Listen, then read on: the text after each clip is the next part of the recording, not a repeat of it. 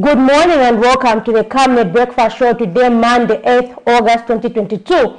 I am your host, Zipporah Mshala, joined by my co-host, Miriam Kalemba. I hope you're having a wonderful Monday morning in this month of August. Good morning, Miriam. Good morning, Zipporah. How are you? I'm doing good. Thank God for the gift of life that He has given us. You know, it's a new month already. We are so much excited about what this, this month has in store for us. But, there are a lot of activities that keep on happening in our communities, in our country. So, yeah, we are expectant of more, but anyway, we thank God despite of everything that is happening. We thank God for the gift of life. And I hope our viewers out there, you're in good health and in good shape. And you are here to join us on another exciting edition of the Camnet TV Breakfast Show, where we bring you nothing but the best in what is happening in the country. In case you missed anything from last week to today, we'll be giving you all those trending issues. And anyway, for those who are watching us, please do be advised that we do stream live on Facebook. In case you're busy and not home, please, you can catch us live on Facebook, where you'll be able to give us your contribution, your comments there, and we'll be able to read them through. And for those watching us in the comfort of your home, please give us a call and be part of this conversation, which we're going to have with my lovely colleague, Zipporah Mshala, this morning. Zipporah, I know a lot of things have been happening.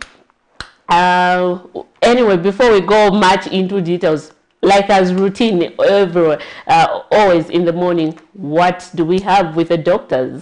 Okay, so we have Dr. Mutinta Muyuni, who's a gynecologist, who's just going to direct us into the talk on menopause, and today we'll be looking at menstrual cycle. But even before I go to the doctor, I remember last time in June you did promise our viewers that we'd be having morning devotion, and our viewers out there have been waiting. But I've been wondering what happened to that. So I'm sure from tomorrow, Miriam, we expect you to give us that morning devotion song that you promised us. Exactly, Zipporah. We'll be doing that starting from tomorrow, and then we hope that we can be having one caller each and every day in the morning to give us that special prayer, Or you, Zipporah. Okay, anyway, so let's just have Dr. Mutinta Muyuni to just tell us about menopause, and today specifically looking at the menstrual cycle. But just a reminder to our viewers that you can actually come through and sponsor the health corner. Let's just have the doctor join us on set.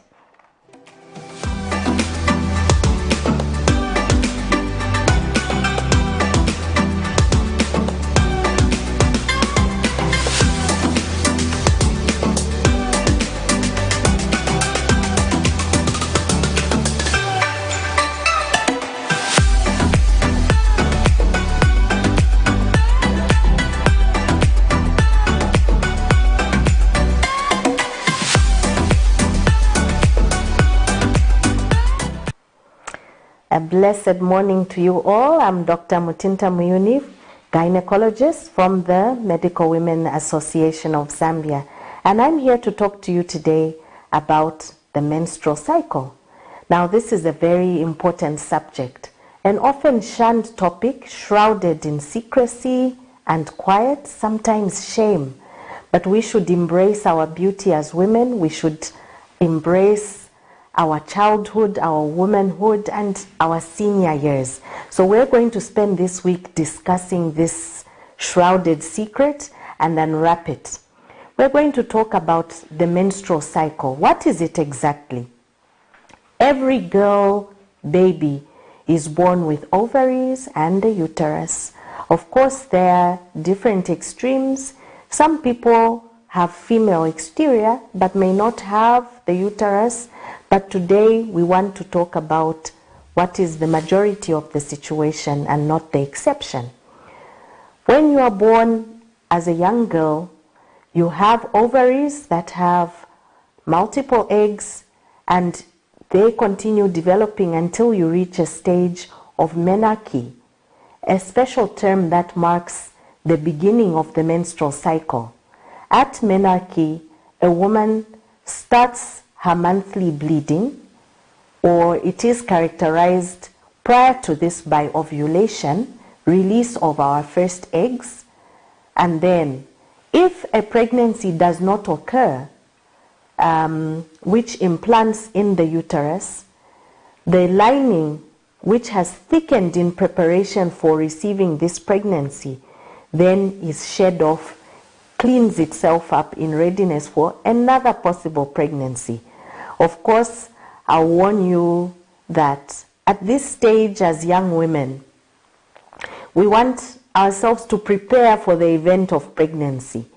So we have to be aware that once our fertility cycles have begun, pregnancy can occur at any stage, whether you have a monthly period or your period comes every other 3 months or so. Regardless, once the periods have begun, a woman can conceive at any one point. But a menstrual cycle characterizes the fact that this particular month I have ovulated and I have not fallen pregnant, and my body cleanses itself.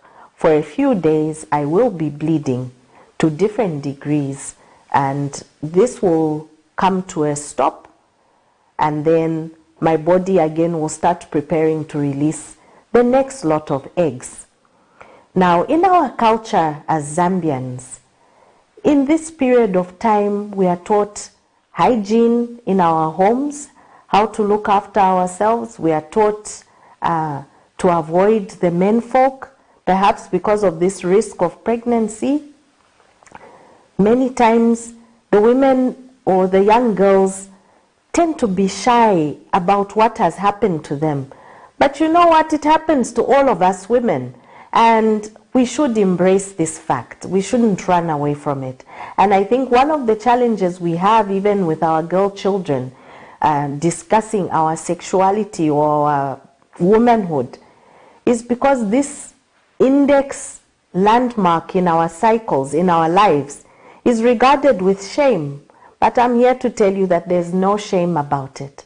And whether I'm a woman with menstrual cycles or not, I can perform as well as any man out there in the banking sector, in the agricultural sector, in the medical sector. But I must be aware of what my womanhood is about, what it means, as I have explained: ovulation, no pregnancy, cleansing or washing out of the lining, in readiness for the next menstrual cycle. So, until we can understand this and appreciate this, some of these cycles are characterized by moodiness, breast tenderness or pain, very much cramping, but it's manageable. And this is something that we'll continue to talk about tomorrow. I'm Dr. Mutinta Muyuni, gynecologist, member of Medical Women's Association, and I'll talk to you again tomorrow.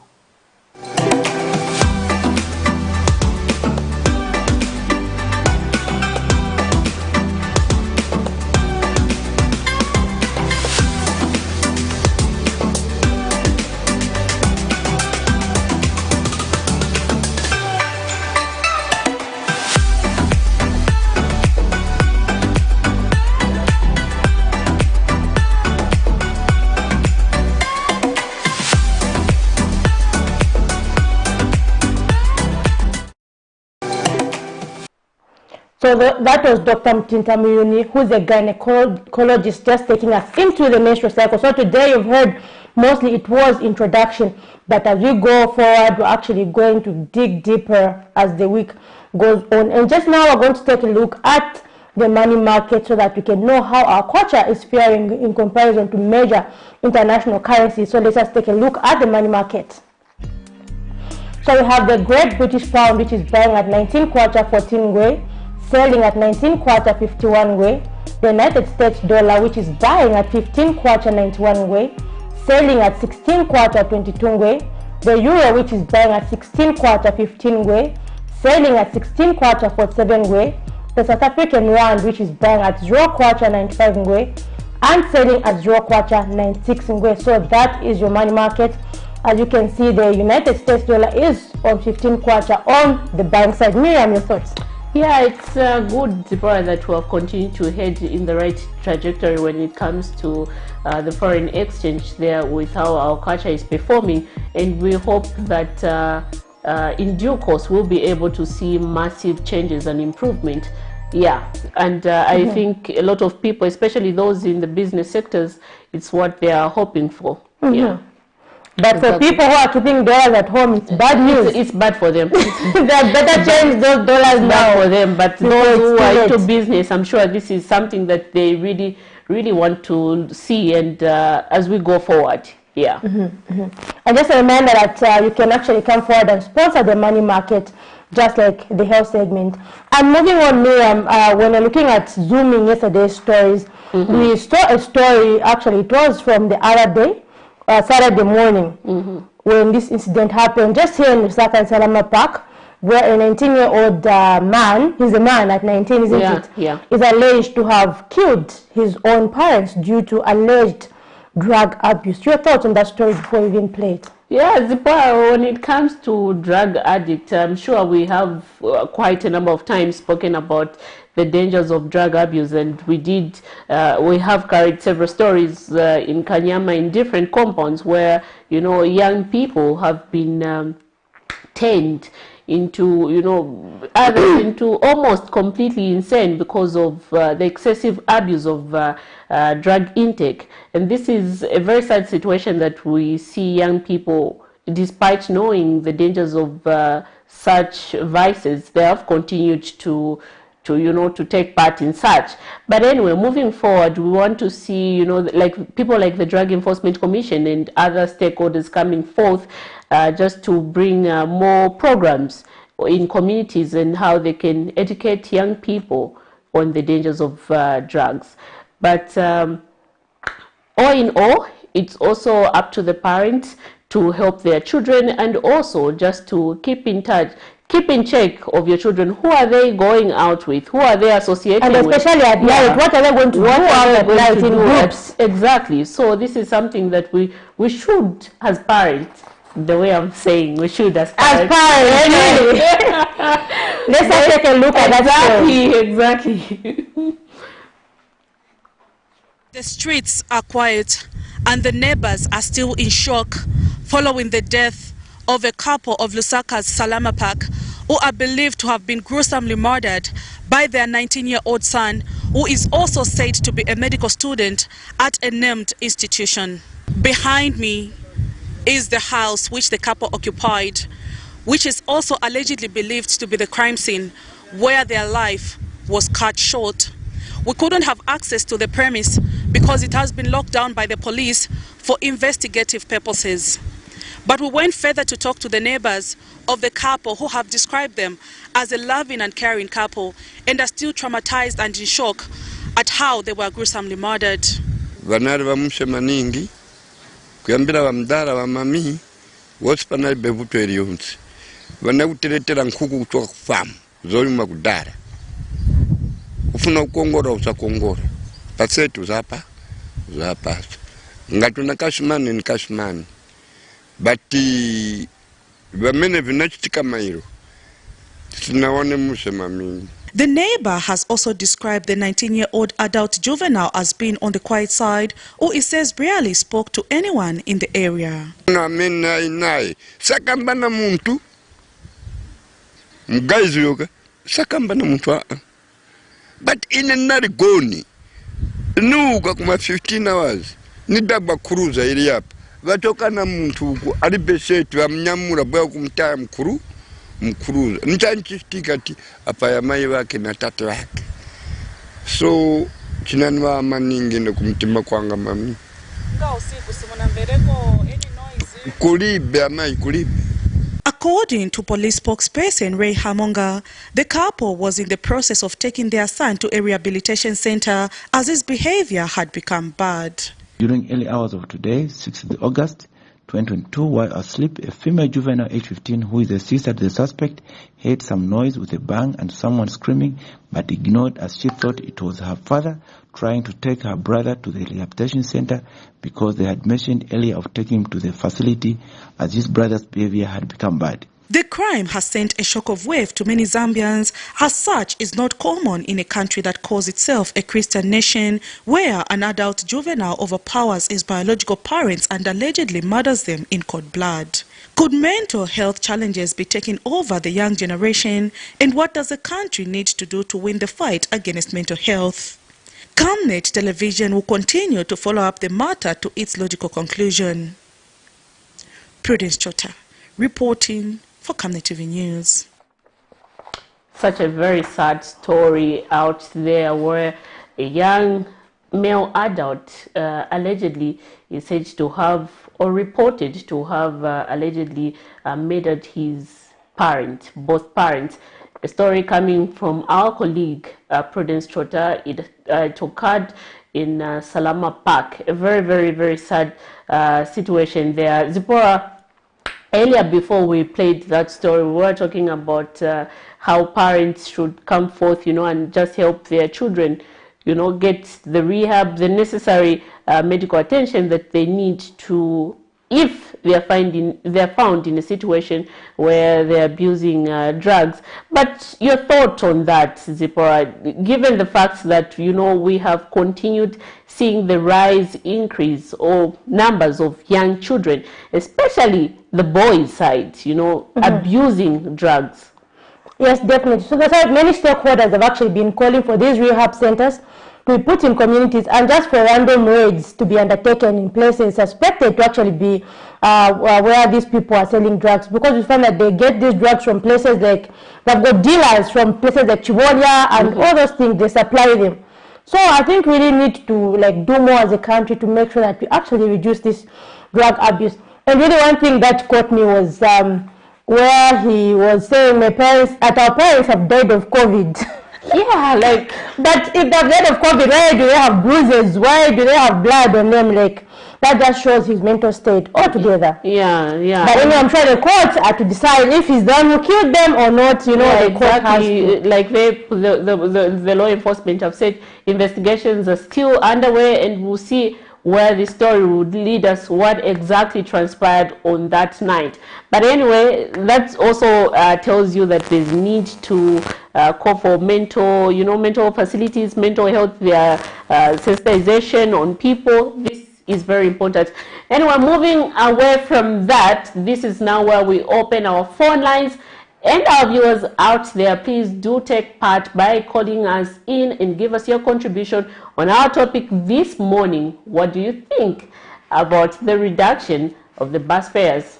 Have this happened in your community? Zipporah, we saw a statement from the Buses and Taxi Drivers Association rejecting the announcement made by RATSA over the weekend that they've reduced with 5 kwacha, the local routes. Yeah, saying that this was not agreed upon, so there's no way they can go ahead and reduce with 5 kwacha. Your thought on that? And that's one thing really which surprises me. It's an increase. They are to say yes, but it's a reduction. No, we didn't agree. Seriously, if there's a reduction in fuel prices, we should see a reduction in the bus fares, and these are stakeholders who sit together, the commuters association, RATA, and all other stakeholders. They sit together and actually reach a consensus to see what would be profitable for people in the business in collaboration with the current fuel prices. And I'm sure it's not even permanent. Should there be an increase in fuel on the international market, we're going to see an increase again. Yeah. Because if you remember, this has been the cry from commuters saying every time there's an increase, we see an increase in bus fares. But when there's a reduction, things remain the way they are. So I think it's actually good that even the bus fares actually responding either. Okay, of course, when it's upward, it's bad, but if it's downward, it's good that we're actually seeing this. But of course, people always want to make the maximum benefit. So now someone said, imagine in your area you're paying a 5 kwacha, so with this reduction of 5 kwacha, how much are you going to pay him for? Anyway, that was just a joke passed by someone else. So imagine if your route you're paying 5 kwacha, and then with this reduction, it's just ghetto and it's free. Exactly. But anyway, let's get to see a story done by one of our colleagues over the weekend on Saturday, that is Cherish on bus fares. Following a drop in the fuel pump prices announced recently by the Energy Regulation Board, ERB, the Road Transport and Safety Agency, RATSA, Head of Public Relations, Frederick Mubanga, has announced the reduction in bus fares. The new bus fares are as follows. Intercity long distance, 14 kwacha, Copperbelt Local, 5 kwacha, Lusaka Local, 5 kwacha, Intermine Peri-Urban Copperbelt, 7 kwacha, Lusaka Peri-Urban, 7 kwacha, effective 7th August 2022. But the reduction of the local fare prices has been received with mixed emotions among its conductors and passengers. Speaking to Camnet News, the conductors are not happy with the reduction, stating that the fares should have been reduced according to the reduction in the fuel pump prices, which is 3 kwacha.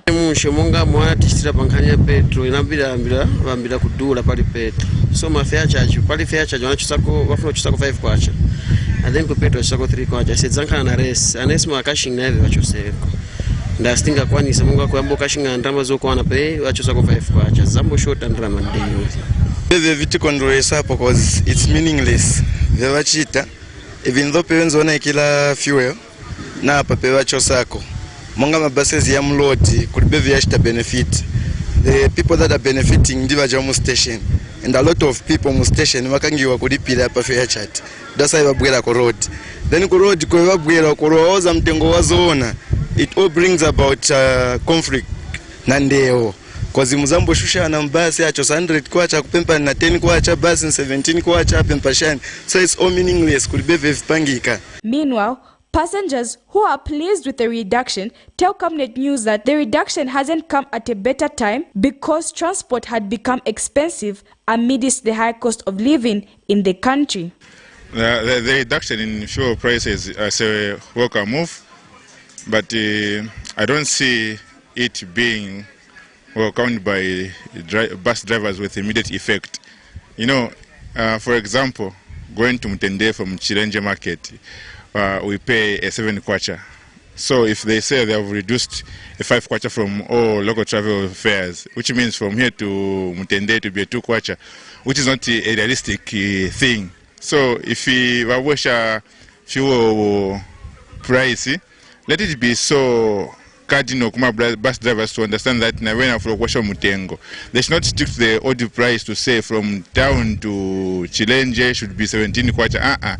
Since fuel na iwela, like na when by any mean to reduce some prices of buses because people are also relying on them. Bakulashita kai mtengo wafule baishiwe fyo wafule kufumia kwa mtengo kwa mpira kwa ma filling station then na bena neshita nili wakambokula bombe fini iyo inenjito yakwati babwesha kwa mitengo futi. Cherish Sibote for Camnet News, Lusaka. Very interesting views there coming from commuters as well as the bus operators who are complaining and saying that we will not agree to the recently announced bus fares price by RATSA.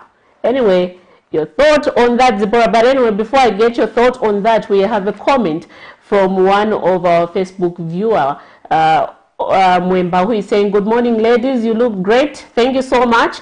Reduced bus fares is a welcome move, and we hope this trajectory will continue so that Zambia's economy will finally be the envy of all the nations on the planet. That sounds very promising, Miriam. But anyway, just to our viewers out there, just now open the phone lines and you can call in on the numbers that are scrolling on your screen and just tell us, have the bus drivers and conductors actually reduced the bus fares in your area, or is the situation still the same, Miriam? Because of course they have reduced on paper, but we've heard a lot of complaints stating that people are still paying the same bus fare. Just exactly. Is it only on paper, or is it actually happening? This is just on Sunday, which is yesterday. Actually, I was on a bus, and there's this argument between a commuter and the bus driver. He was saying, no, I used to pay 7, I have to pay at least somewhere 5 kwacha because bus fares are reduced. And so there was that bickering, and the bus driver was saying that you've always been paying less, even though the bus fares were increased, meaning for us this is our time for us to maintain. So really there's this argument going back and forth. So really, what is your view in your area have the bus fares been reduced? And do you feel that this maybe trend of reducing and increasing monthly is sustainable? What is your view on the issue of bus fares? Exactly, Zipporah. But anyway, as we move forward, we would like to see a situation where, but before I even say this, you remember that back then in the old days, these were the actual prices that people were paying for bus fares, exactly. But due to the increase in the fuel pump price and the international market, how it is performing, not forgetting this has been attributed, we have been told that this has been attributed to the war in Ukraine and Russia. But as we move forward, I want to see a situation where, in as much as you are going to say, anyway, we have a caller. Hello, good morning. Hello, good morning. You're through to the Camnet TV Breakfast Show. Who are we talking to this morning? You are talking to Elizabeth. It's good to have you on the show. Yes, you are blessed from the way you are looking. Thank you so much. Amen. Please go ahead with your contribution. My contribution towards the first person rejection.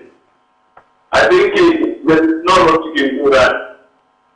They could have left that pronouncement by the people concerned with the transportation.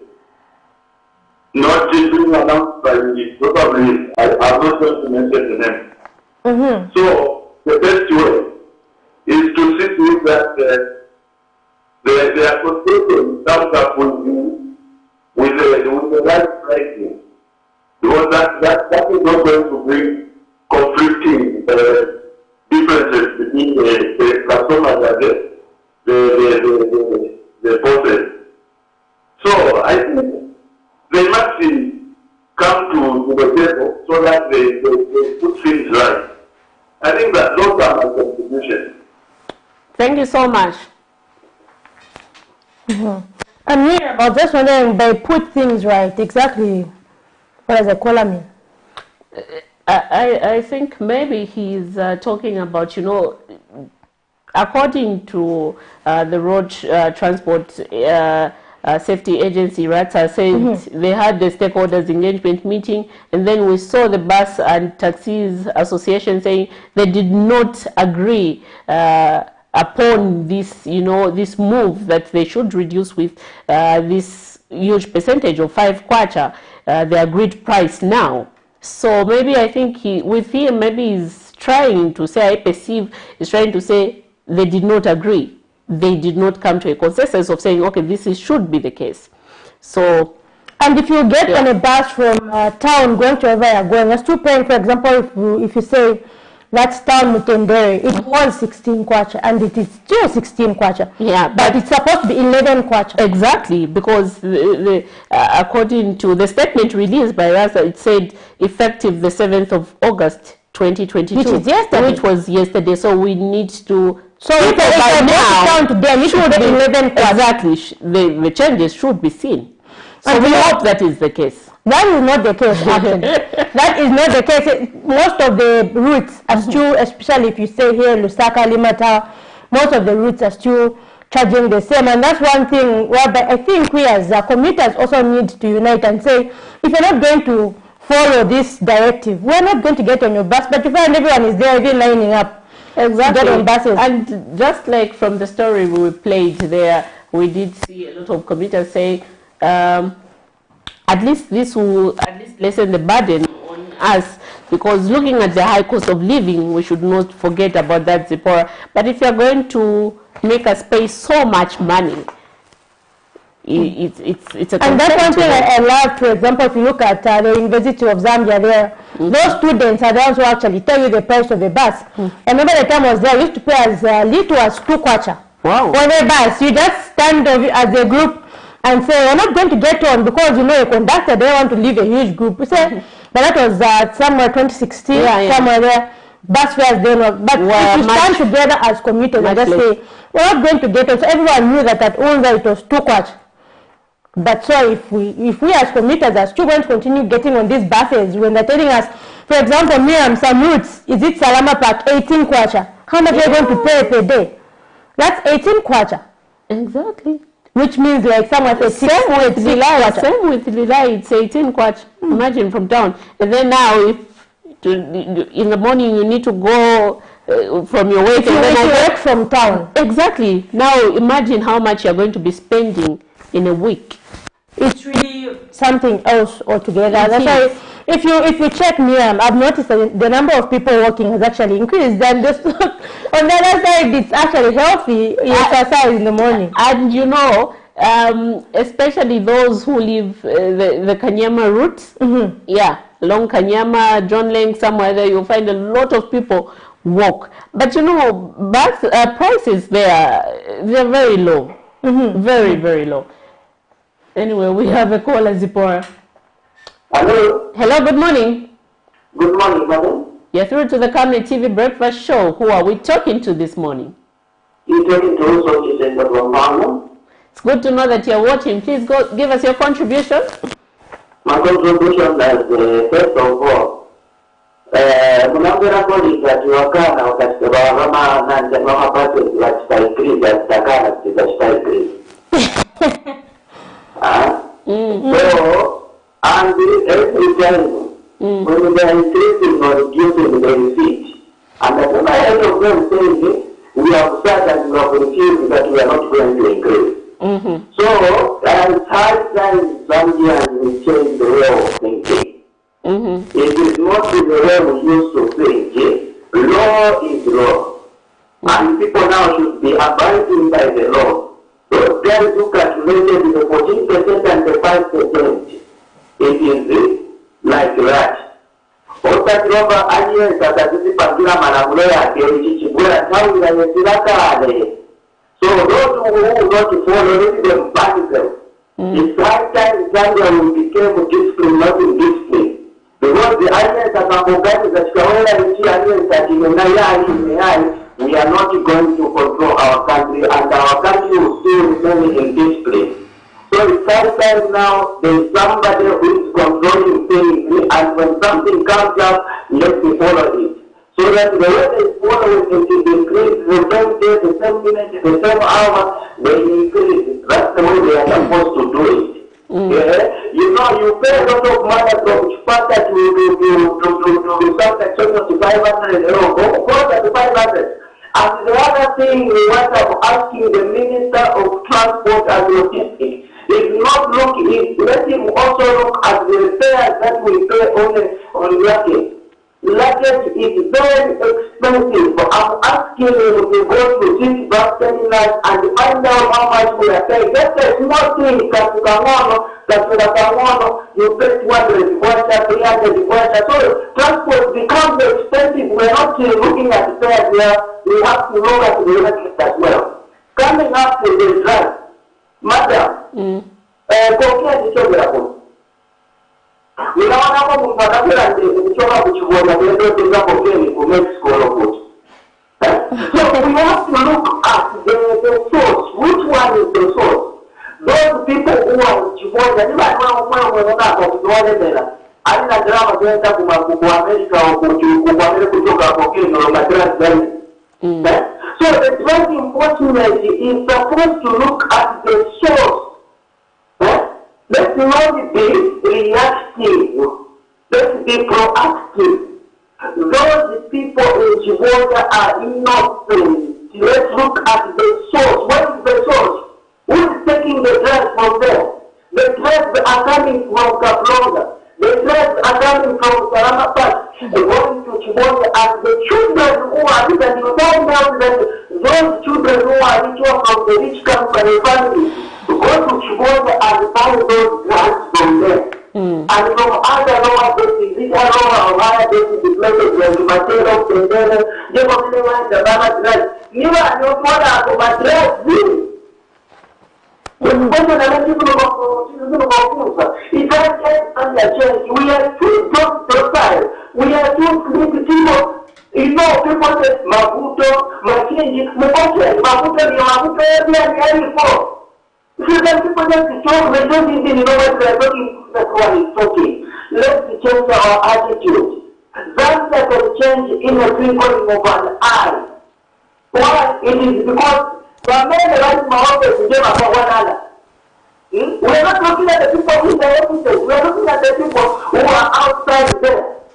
Let's look at the people who are doing the thing, the people who are making the policies. You know? Let's not just go as other people blessing the people. No. The people who are in the offices are the people who are corrupt. The people who are in the offices are the people who are not working. The people in the offices are not the ones who are making things to work out. They are not helping the president. Okay, thank you so much for your contribution. Wonderful contributions there, and especially on the issue of drug abuse. We need to find the source. And you know, that's one thing I've always wondered, like what is government plan over Chivolia? Like we've seen successive governments come and go, but Chivolia has remained the same. Everybody's kept going to Chivolia because they'll be killed, this and that, there's drug abuse, but what is the overall plan to actually maybe rehabilitate these people, to make sure that they actually get some rehab treatment? Exactly, Zipporah. That's one thing I think that we have to ask, for example, the Ministry of is it Home Affairs and Internal Security, because all these things, especially issues of crime and all that, are the result in collaboration, not forgetting with the Drug Enforcement Commission. Exactly. Because crime is high there due to the same drug abuse. What is the overall plan for Chivolia? Anyway, we hope that in due course they will give us an exclusive plan that they have further going with regards to Chivolia. And if you have also noticed that it's not only in Chivolia, this thing has also now been transferred to other communities like Misisi, Kanyama compound. If you go to Kanyama compound right now, in other areas, Zipporah, it has become rather a very not-to-go area in some parts. Even Misisi, yes, even Chivolia. Yeah, it has become like John Lane, exactly. So, and now Mutendere. I'm talking about Mutendere. Mutendere is now becoming also worse when it comes to drug abuse. Yes. Just yesterday when I was going home, I found, like I said last time, there's this big shop where they sell nothing but alcohol from a grocery store. And it's right in the community, not like it's a bar, it's just a normal shop, right in the midst of houses. And you find that people have now surrounded it, some even with cars. This is why sitting in their cars drinking. And then you wonder, like, these people, what are they going to do after this? This is where, you know, council has to come in. Do these people have license to start selling liquor in the community? Exactly. So we need to know about that. And another interesting contribution from the caller was where he said when they increased bus fares, they increased the same hour. I remember actually once having a confrontation with the conductor who was actually telling me that no bus fares have increased. But when I said, no, it's effective midnight. And midnight, in person drum. You see, but then this reduction, they're always dilly-dallying. So we need to actually see them actually reduce the bus fares. But moving on, what do we have, Miriam? Exactly. So anyway, we were talking about the reduction in the bus fares following the drop in the fuel pump price by 14%.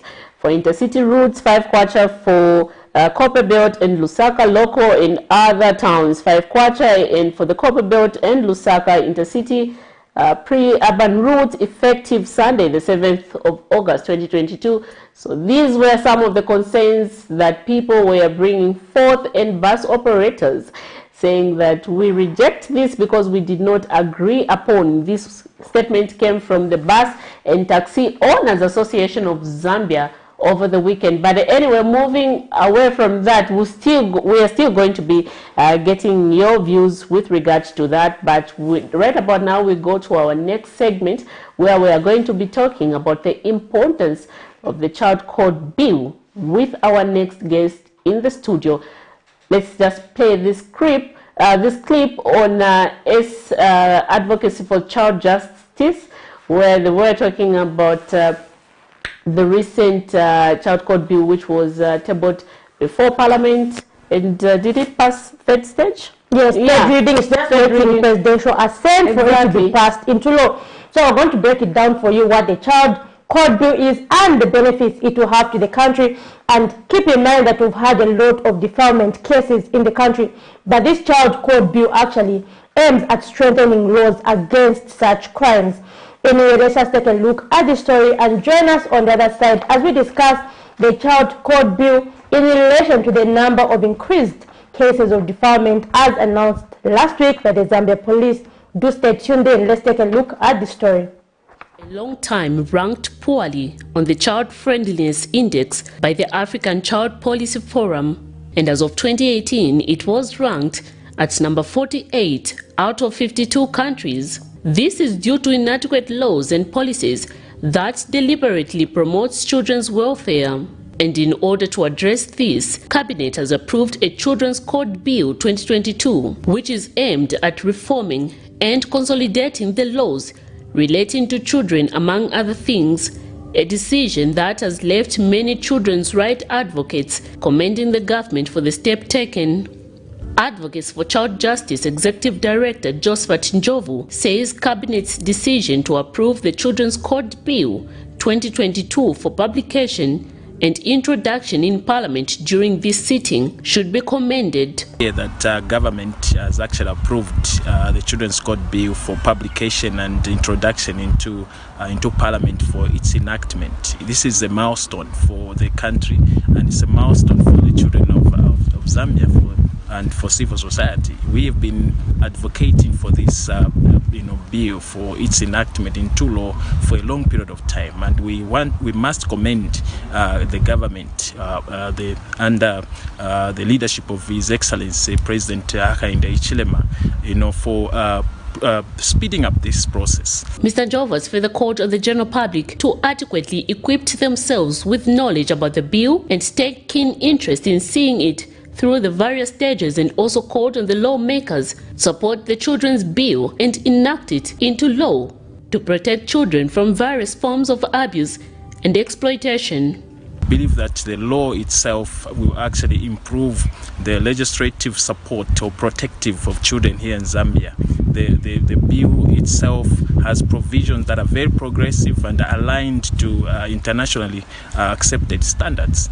We believe that once it is enacted into law, we will see improved access to justice. We will see a better improved fight against child marriages in Zambia. So the bill also promises the child-friendly justice system, for children that come into conflict with the law. On Friday, 1st July 2022, government spokesperson Joshika Sanda announced that Cabinet had approved 8 bills, among those the Children Code Bill 2022. At the 13th Cabinet meeting in the year 2022, held on Thursday, the 30th of June. Miriam Kaimba, reporting for Camnet TV News.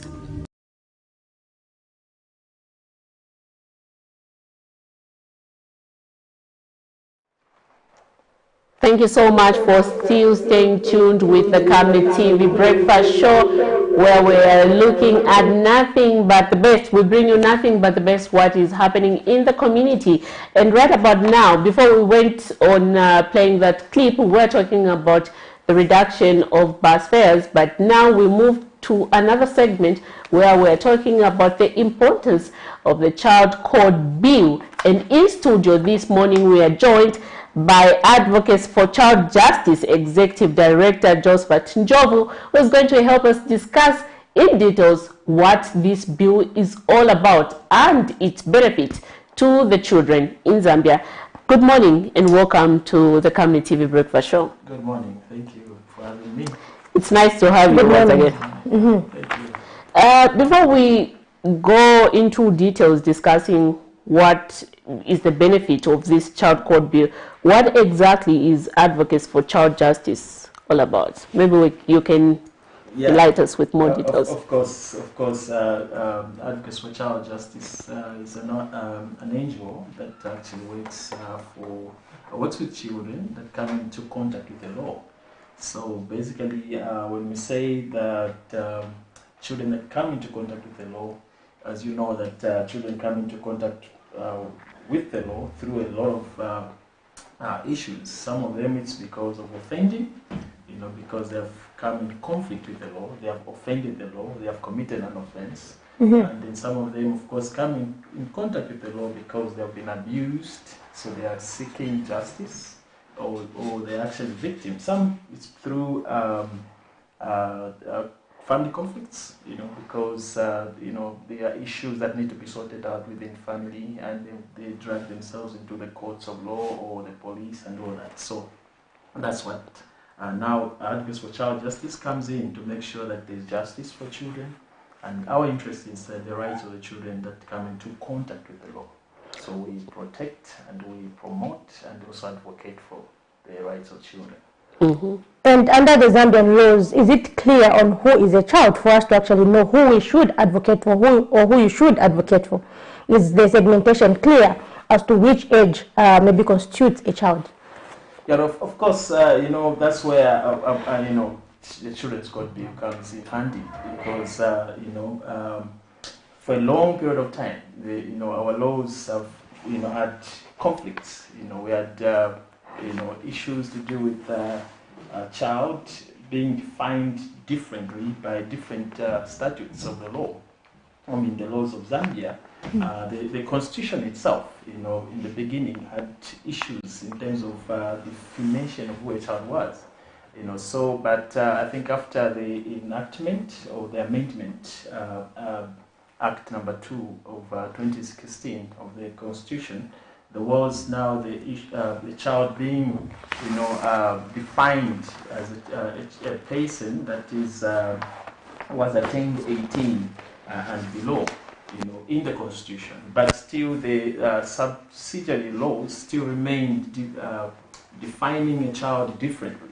You find that you go into the Education Act, they define the child differently. You go into the Juveniles Act, the juvenile was defined differently. So it brought confusion. In fact, when it comes to issues of defilement, that was problematic, because then there was a section of children that were not being catered for, protected for, by the legislation of Zambia. So that was a conflict. But now that the Children's Code Bill is coming, the Children's Code Bill is an amalgamation of different pieces of legislation that is related to children. So, meaning that what is defined in the Children's Code Bill of who a child is now what actually have to stand, which is 18 years and below, as prescribed by the Constitution. I know for quite some time you have been advocating much or adding your voice on this Child Code Bill. Maybe tell us, what are some of the benefits that comes with this bill? Of course, a lot. The Children's Code Bill, I must say that it's a game changer when it comes to the legislative protection of children in Zambia. It's a game changer because it has taken into consideration a number of issues, a number of internationally accepted, provisions. For example, when you go to when you talk about the UNCRC, in which we as a country have been signatory for a long period of time, we have ratified the UNCRC and the principles of children's rights that have been in the UNCRC, as well as the African Charter on the rights and the welfare of the child. There are provisions. There's what can I say? There are provisions that are actually enshrined in the UNCRC that needed to be, domesticated, or the principles, the 4 principles especially that relate to children. 1, the best interest. 2, the child participation. And then also there is discrimination, okay? And then also there is the issues of development for children. So you find that in the Children's Code Bill, we have all those provisions enshrined. So we have recognized, so we are actually domesticating the UNCRC provisions, and which is a good thing as a country, because then it means that most of the issues that we are now looking at in the Children's Code Bill or in the laws of Zambia, like for example, I've just mentioned the 4 principles. One of the principles is the best interest, the best interest of the child, meaning that at every point when you're making a decision, what is in the best interest of the child comes into play or takes precedence. So that's what the Children's Code Bill brings. And there are a lot of lacunas that we had in different pieces of legislation For example, there's been, once this act is, the president assents to it, comes into law, there will be a repealing of all these other child-related laws. Like, for example, the Juveniles Act, the Adoption Act, the Maintenance, the Affiliation, all those that had conflicting issues that were not speaking to each other. So there will now be one law, which is the Children's Code Bill. Everything that is related to children will be now into one, which is now called a codified law. So meaning that issues of the definition of a child would have been sorted out. Now we know that a child is a person who is actually now below 18 years, meaning that even when a child commits or there is an issue of defilement, we won't have to start struggling. How old is this child? You have to just look at the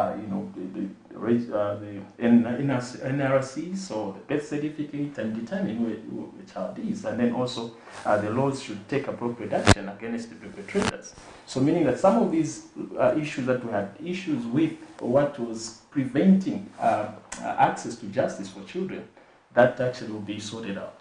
So there are a lot of issues, a lot of provisions, a lot of issues, for example, when it comes to access to justice. There is a provision in the Children's Code Bill, which is also establishing the legal aid grant, meaning that there will be grant, there will be the access to justice for children will be actually improved.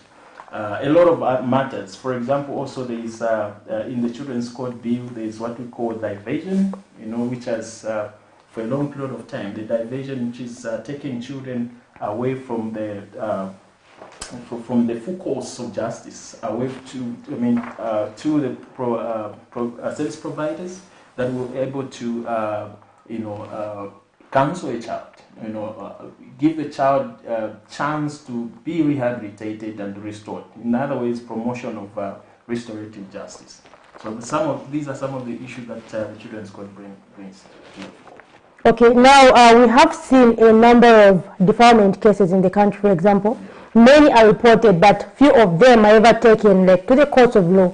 For example, just to put into perspective, we have statistics here from the Zambia police last week who said the country has overall witnessed an increase in gender-based violence cases. And among these are defilement cases, out of which 1,910 children were defiled. And out of these, 1,393 were girls, representing 73%, and then 517 were boys, representing 27%. So, we have seen that, for example, out of these, 73% of them are girls. So, really, what could be some of the factors hindering people from going all the way into the courts of law when it comes to such cases? How can we actually help these people to get justice, these children to get justice? Of course, there are a lot of factors that actually prevents, people from accessing justice. Lots of factors. Some of it is just ignorance, from the public, the community, being taught what to do when there are issues of child defilement. So you find that sometimes also the community gets so frustrated because they bring these issues, matters before court, and then they drag on and on and on, and then at the end of the day, the case is actually thrown out of court, because maybe the child didn't, secure evidence, or the parents didn't help the child to make sure that evidence is protected. Because we find that in the courts of law, the courts are actually, very serious when it comes to evidence. There must be overwhelming evidence for them to prosecute to the extent that they secure conviction. So you find that sometimes what frustrates people is that I find that there are very low conviction rates, which actually can afford or pursue, deterrence in the community. So they're looking at the courts as actually even when we take these matters before court, there's action that comes from there. But sometimes also it's the issue of the community themselves, parents and families wanting to protect the perpetrator. So those are some of the matters that actually happen in the community, which we find that the child is being defiled, and then because the defiler or the perpetrator is the breadwinner, then the family wants to protect that. So some of these are some of the issues that so there's need for us to raise awareness. There's need for us to make sure that we teach the society, the community, and then also the justice system also needs to be improved. That's the reason now that the Children's Court Bill comes into play, that there is that process that needs to be, and of course the grant itself that actually comes in, the legal aid grant, means that children can access justice. For example, having to be represented by lawyers, it's a right of a child. So those are some of the issues that will actually be sorted out. So we hope that the Children's Court Bill can actually sort out this and see more children, cases of defilement coming before court and securing a conviction. And the conviction rate must be, increased, because that's the only way we are going to see deterrence, and people not committing these offenses against children.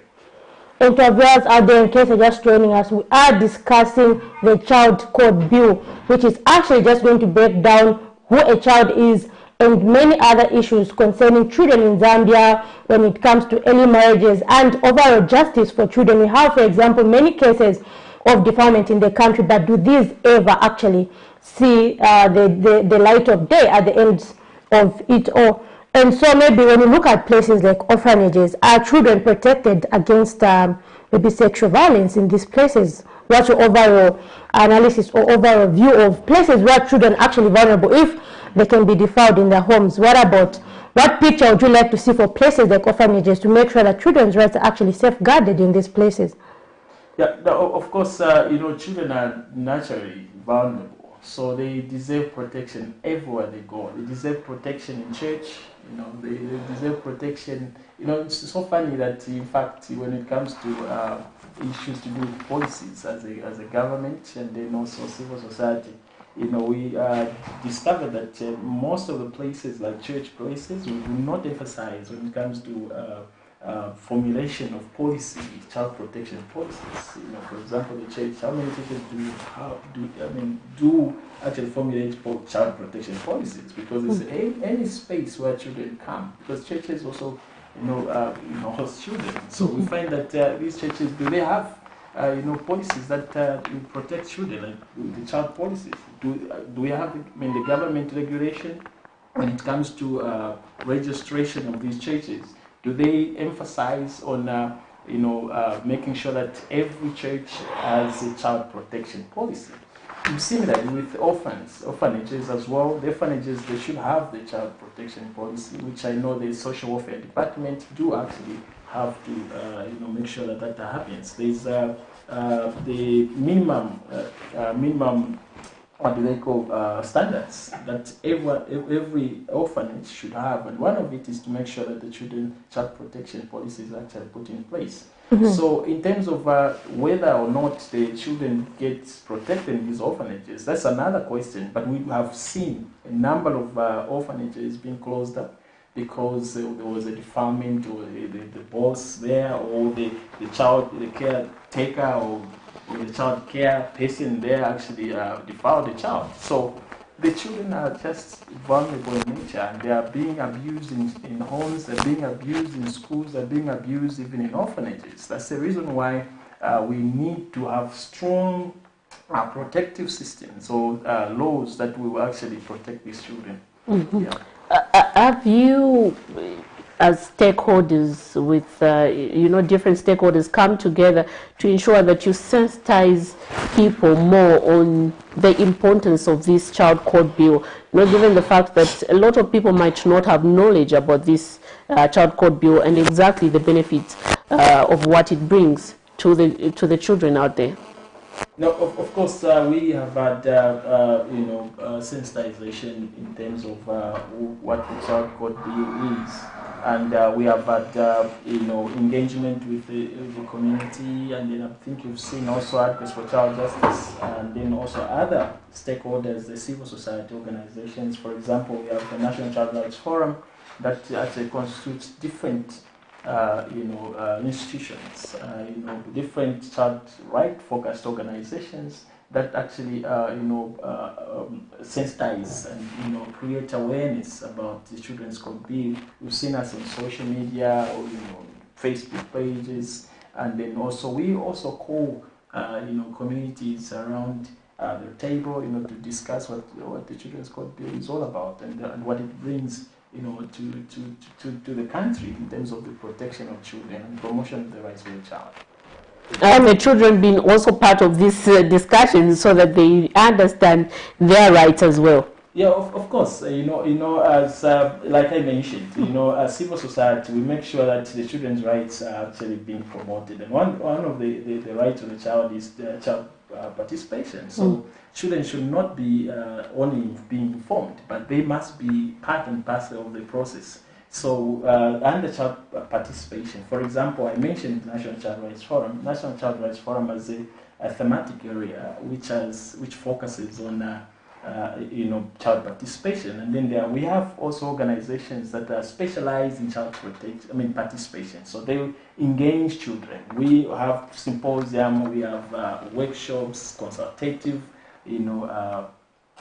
forums where children can air out their views and also participate. Even in the actual the child code bill in the process, I think you also noticed that for the first time we had the children's parliament, and children were actually presenting issues from the children's code bill. So that is part and parcel of the participation of children, and they've heard their views. So we do not just speak for them, but children also are very much a stakeholder and custodian of these laws. Yeah. And we also have maybe vulnerable groups of children like street kids. I'm sure you know that street kids, especially little girls, are actually vulnerable to all these maybe vices such as defilement that just there on the streets. What is being done maybe to ensure that these people get justice? Because people like street kids are so-called the condemned of society. So in case a street child or a street kid is defiled, what is their fault in such a case? Do they actually have access to justice?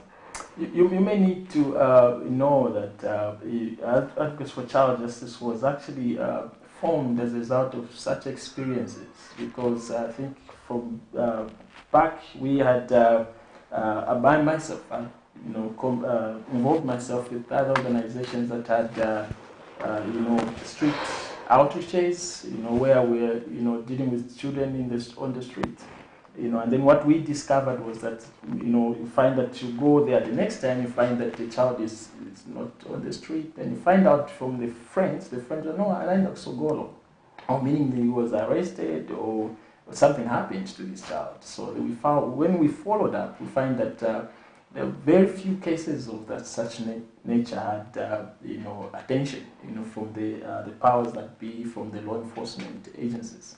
So as part of our work as Advocates for Child Justice is to make sure that the vulnerable children on the streets and those children that find themselves on the street access justice. So we follow up on cases, we make sure that they do have access to justice. And even as Advocates for Child Justice today, we have staff that are actually following up many cases of defilement. The child was pregnant, 13-year child being pregnant, and then you ask, what happened? And no, it's issues of child marriage. No, there's no issues of child marriage there. It's a defilement case. It's a straightforward defilement case. So we're following up on those cases, that make sure that the children, access justice. And maybe when it comes to child marriages, have you helped, or maybe let me say in 2022, how many children have you actually maybe helped to get justice in terms of those who are married early? So we do have an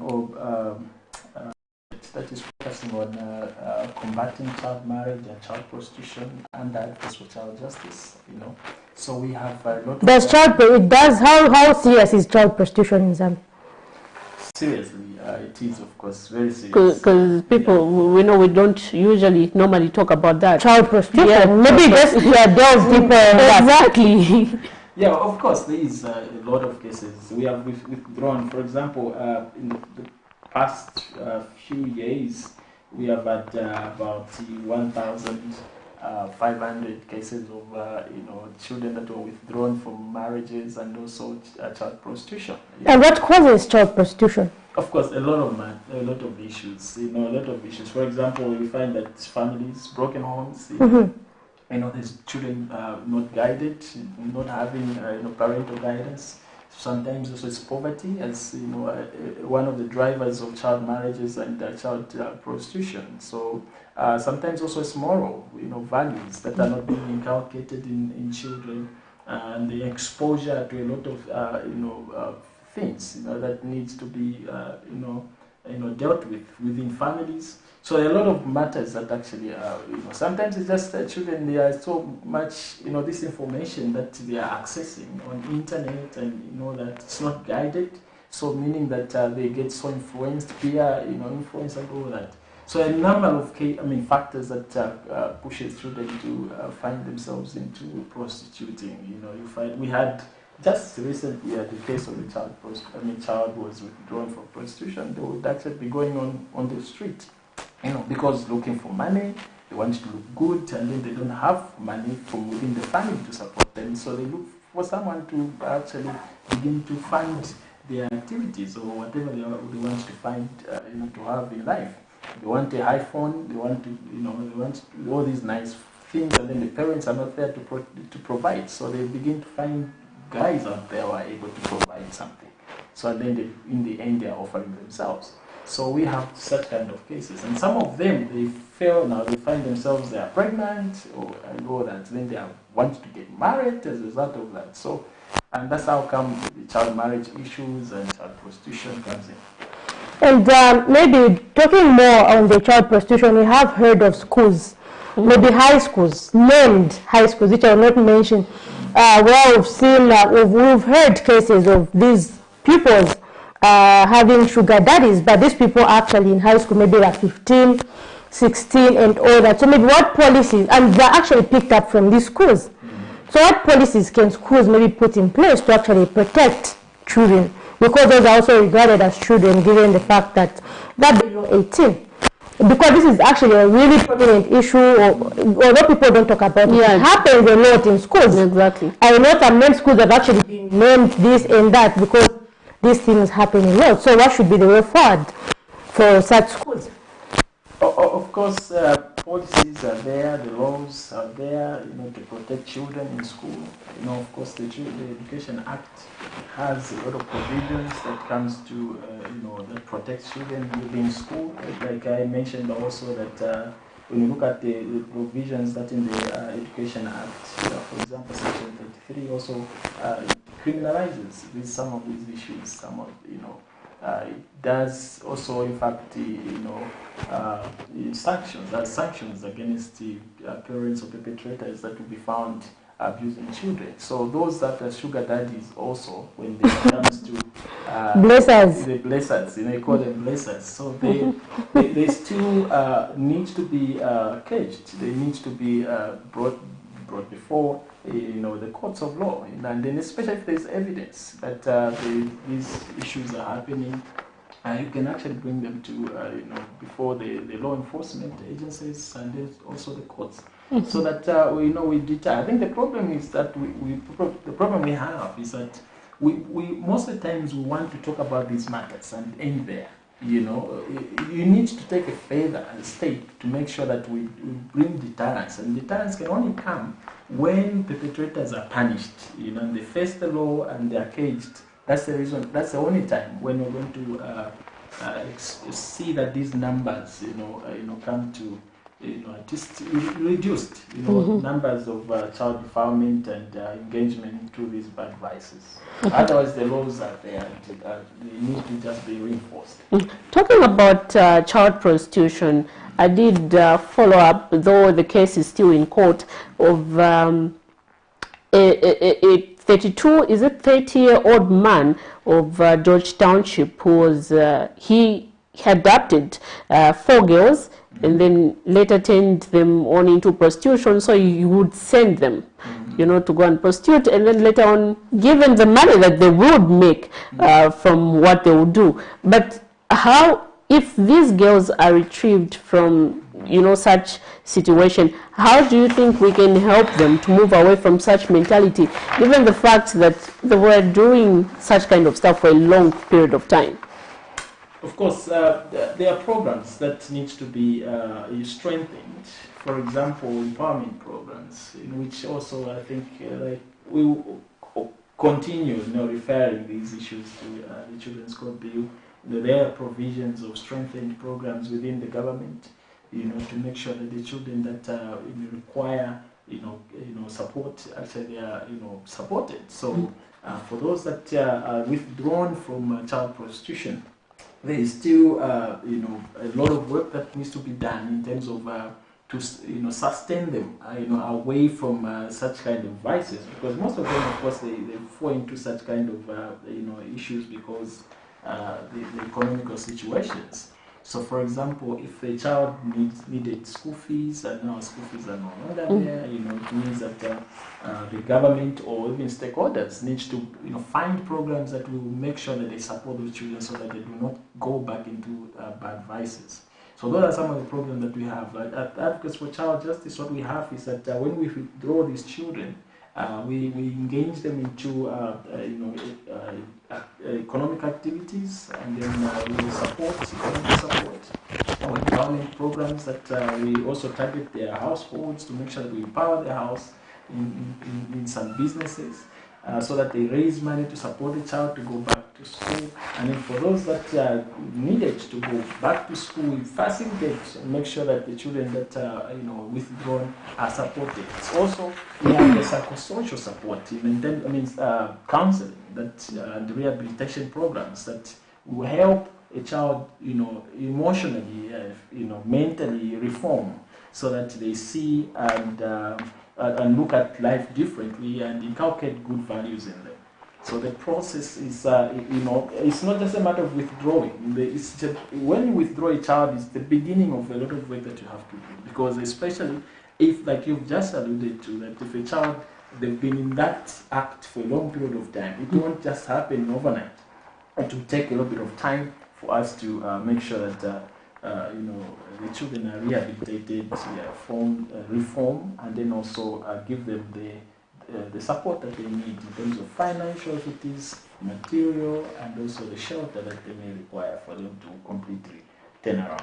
Can we say parents somehow or guardians contribute to child prostitution? Here's an example of a family living in Mississippi compound or Chiwodia compound.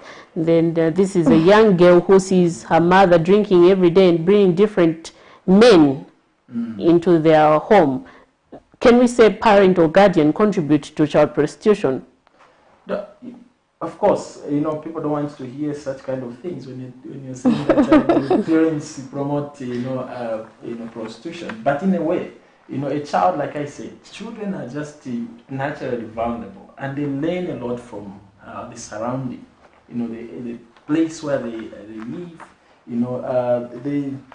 There's always something they're learning, from the person. Have you ever discovered that even in families, there's a certain traits, each family, they behave the certain way. Even when a child is born in that family, they'll begin to behave like their father, they'll begin to behave like their mother. So you have to watch out what you do as a parent, because actually the children will just become like you. So a reflection of who a parent is most of the times. So if not a parent, it means that maybe a parent has neglected the responsibility of being a parent. And then you also, like I said, also Children's Code Bill comes in. The Children's Code Bill has a provision where it gives a responsibility to a parent and it also gives a responsibility to a child. In as much as the child has a right, also the children, the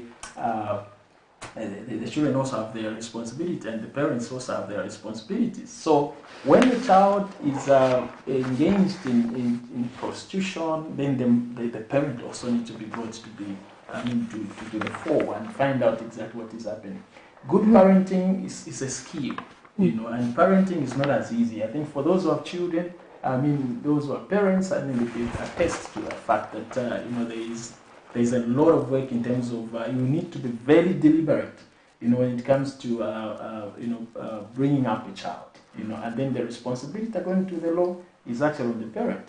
It's actually even criminal for a parent to neglect to the extent that the child is actually pushed into such bad vices. There is a section in the penal law, section 169, that actually makes charges responsibility on the parent. If the parent is negligent, you find that parent can actually go into jail, for 3 years. So those are some of the laws that need to be reinforced. And then the social welfare department also been gazetted and charged to make sure that the parents do their work. That's why we need to strengthen the social protection of children in the country. Yeah, and the parents also need to be the center of all this. Okay, we have one comment from our Facebook viewer who says sometimes it's head teachers who defile these pupils. Like you. We do have heard actually of such situations here. And maybe in such cases, is the law different for head teachers, seeing that they're supposed to be actually the protectors of these children, or is it the same law, since you're actually the experts? Are you able to ask, is it the same law, for example, if they say the defilement charge is maybe 15 years for a normal person, when it is a head teacher, is it still the same, or do we see a difference maybe? How is the law applied to them? Do we see a stiffer punishment? As you know, that there's no one who's above the law. We've seen actually nowadays that even the people that were, at the aim of power in Zambia, they are actually facing the courts of law. And so that tells you that there's no one who's above the law. So head teachers, parents, whoever it is, I know also the issues of argument where people are saying no. The child is my child, so I can do whatever I'm supposed to do to a child. No, the child is a government trophy, and they are heavily protected. That's why we have these laws.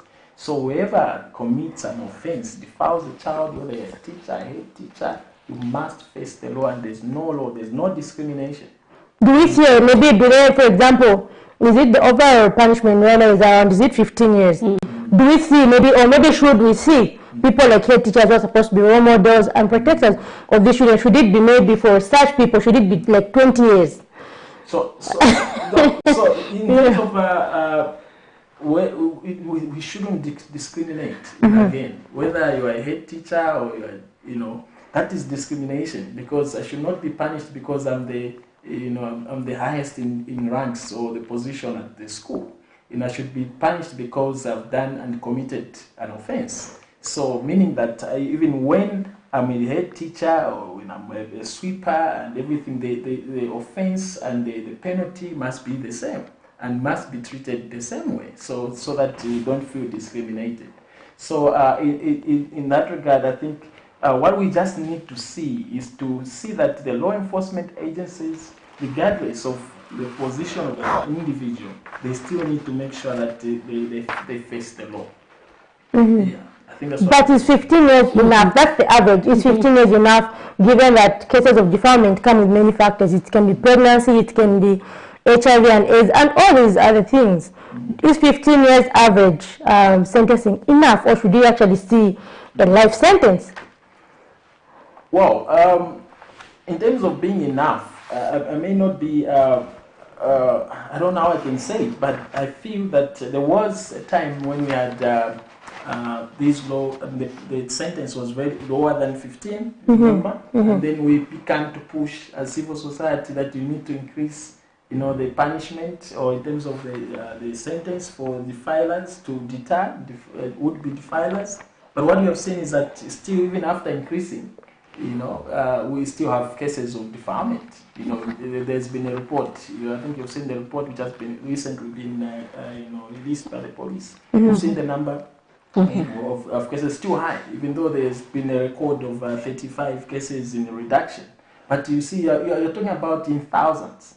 You're talking about 5,000 cases, and then very few also cases coming before court. So it's a issue of, we need to sensitize more, let people be educated, and then also, speak to the heart of the human being, heart of the human being, so that they see, they bring good out of themselves than bringing the bad. and then also what people get themselves involved in. So, there are a lot of factors that come into play. But otherwise, in terms of whether it is stronger or, I think it's also a lot of issues that we need to deal with in terms of, dealing with the human mind, and also mindset transformation, behavior change. And then there's a lot of abuse of alcohol and abuse of things that actually brings to these issues. I think statistics are showing that most of these people that defile, they also indulge a lot in the issues of alcohol abuse or drug abuse. So those are some of the issues that we need to be looking at. We have seen in most rural parts of the country where there's a lot of increase in the number of young girls who are being taken into marriages, because the family is not well to do, so they are looking for a source of income, so they would rather get rid of one of their daughters and just send them off. What are some of the challenges that we have faced as a country in the enforcement of child rights? Well, of course, issues of forcing children, taking them into marriage, it's an issue that began a long time ago. And of course, the Zambia being a dual legal system, that has been the biggest challenge, I think. That's what I can say. The fact that there's a law that has been recognized, which is uncodified, which is a customary law, and that law is, is implemented and practiced as per different, traditions and tribes without being guided properly. I think that has been the biggest issue, because also we find that traditionally, you find that children marry. As long as you reach puberty, it's acceptable for them to marry you off. So traditionally and accepted. So now, because of the dual legal system, which actually recognizes the customary law and the practice of these different tribes, that has been the issue. That's the reason why we've, as a country, we've recorded a lot of child marriages, especially in the rural settings. But now, the Children's Court Bill has come up, actually, and when you read Section 18, it actually, stops child marriage, whether it's by tradition or customary, religion, and anything that is actually to the detriment of the development of a child actually is being dealt with in the Children's Court Bill. Now, talking about child justice, even as we get to conclude, we've seen the introduction of the free education policy, but we still have some cases of parents not sending their children to school. They're out there maybe selling fritters, selling this and that, crushing stones. So really, what should be the case? Maybe how best can we end such vices? The law, again. The law. Children's Court Bill comes handy again. Section 13 talks about child labor. And child labor is anything, any practice, anything that you do that is actually takes away from a child in terms of its development, from education, health matters, mental, and even spiritual. So anything that is, taking a child away from the child's development, then it becomes a problem. And then the law has to come into play. So we have laws, but what we need now to see more is the actual implementation. We need to see law enforcement agencies, coming to the fore, making sure that if a child, if a parent is taking away a child from school and giving them other chores or anything that actually prevents a child from accessing education. And especially now that we have free education, the government is spending a lot of money to make sure that our children actually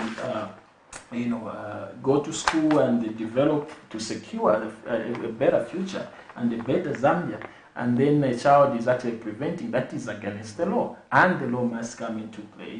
I quoted the penal law 169.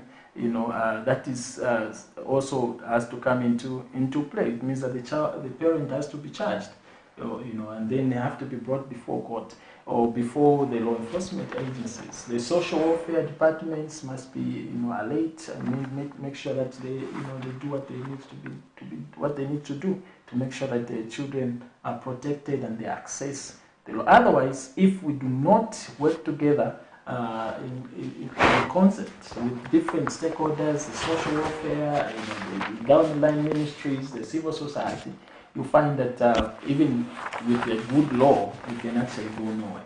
Yeah. And maybe as we come to the conclusion, what remains for this bill to actually be passed into law? So, as advocates for child justice and the civil society out there, we can say this bill has been done already. As long as it has passed Parliament and the third reading and the success, it's a game changer, and we are so excited. We can't wait to see the last bit, which is remaining, which is the president to assent, to the law. And once that is done, then we are good to go. And even though it doesn't sign, by the way, let me just state that unless it takes it back to the Parliament, it automatically becomes law in 21 days. So we are counting on the very day it passed the third reading. So whether the president signs it or not, and if it doesn't go back to Parliament for a certain reason, it means that it actually becomes law automatically. So that's the only part we are waiting. It's 21 days to elapse, or the president signs, or he takes it back. Your concluding remarks to our viewers out there, maybe who are not really up to speed with when it comes to child rights bills, all these things. Your concluding message to that, and for them to take keen interest in understanding and learning more about this, so that they don't find themselves on the wrong side of the law. No, of course, my appeal to the society, the community out there is that the children's rights, human rights. Of course, we always want to just emphasize on the adults' rights. We want to say, no, I've got my rights, I've got my rights. But children also have the rights, and the rights, those are human rights. And then also there's this myth all the time that is when we talk about children's rights, and we are actually telling people to misbehave, or children to misbehave, or making it difficult for parents to discipline or guide their children. No, the children's rights protect they protect children in terms of their development and abuse, so that we have a better society. So, and then there's no one who teaches children to misbehave or to disrespect adults or parents. In fact, the children's rights come with the responsibility of the child, as well as also teaching the rights of the child.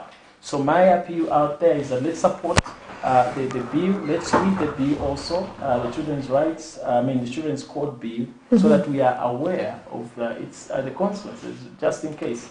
Section 27 actually does give sanctions on what happens when one actually abrogates what is enshrined in the law. So let's be aware, let's read up, let's also consult, get to civil society organizations. We have a lot of social media nowadays. Most of organizations have social media pages where we post a lot of educational materials to teach children and parents also what their rights are.